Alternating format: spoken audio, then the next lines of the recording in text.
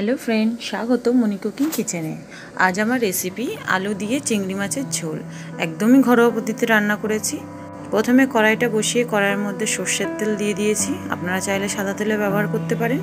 তেলটা গরম হয়ে গেলে প্রথমে আলুগুলোকে ভেজে নেব। আলুগুলো কিন্তু এরকম ডুমু ডুমু করে আমি কেটে নিয়েছি। দুটো মিডিয়াম সাইজের আলু নিয়েছি। একটু হলুদ দিয়ে দেব কালারের জন্য। আলুটা ভাজতে ভাজতে তার মধ্যে আমি মশলা বানিয়ে নেব। দুটো মিডিয়াম সাইজের টমেটো, 4 থেকে 5টা কাঁচা লঙ্কা, 5 থেকে 6টা রসুন, 2 ইঞ্চি আদা আর 2 চামচ গোটা জিরে। একটু জল দিয়ে সব একসাথে পেস্ট করে নেব।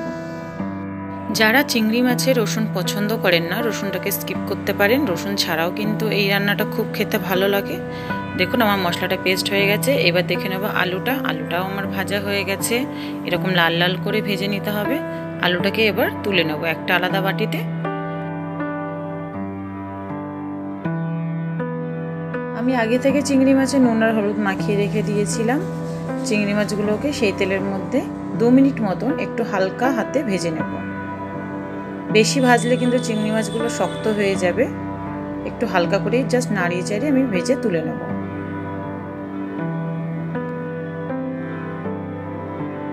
চিংড়ি মাছটা ঠিক এই পর্যায়ে তুলে নেব। এরপরে সেই তেলের মধ্যে হাফ টিস্পুন গোটা জিরে, একটা মিডিয়াম সাইজের পেঁয়াজ কুচি করে দিয়ে দেব। পেঁয়াজটা ব্রাউন কালার আসা অবধি পেঁয়াজটাকে একটু ভেজে নেব।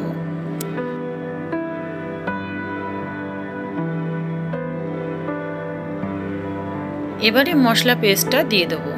দিয়ে 2 মিনিট মতো কষিয়ে নেব।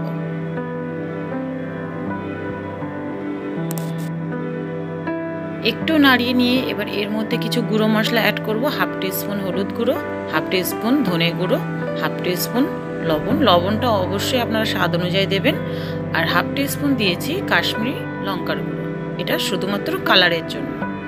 আমি এখানে জিরের গুঁড়ো দিইনি, কারণ জিরে আমি অলরেডি পেস্ট করেছি। তার জন্য আমি জিরের গুঁড়োটা ব্যবহার করব না।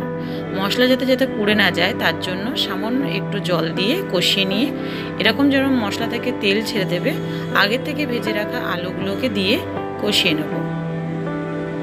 এবার আগে থেকে ভেজে রাখা চিংড়ি মাছগুলোকেও দিয়ে 2 মিনিট মতন জাস্ট কষিয়ে নেব।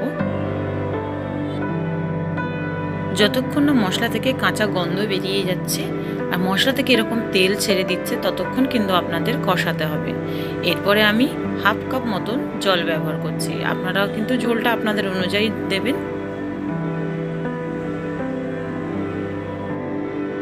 5 মিনিট মতো ঢাকা দিয়ে সেদ্ধ করে নেব আলুটাকে। দেখুন আমার আলুটা কি সুন্দর সেদ্ধ হয়ে গেছে। এই পর্যায়ে আমি ঝোলটাকে এবার নামিয়ে নেব।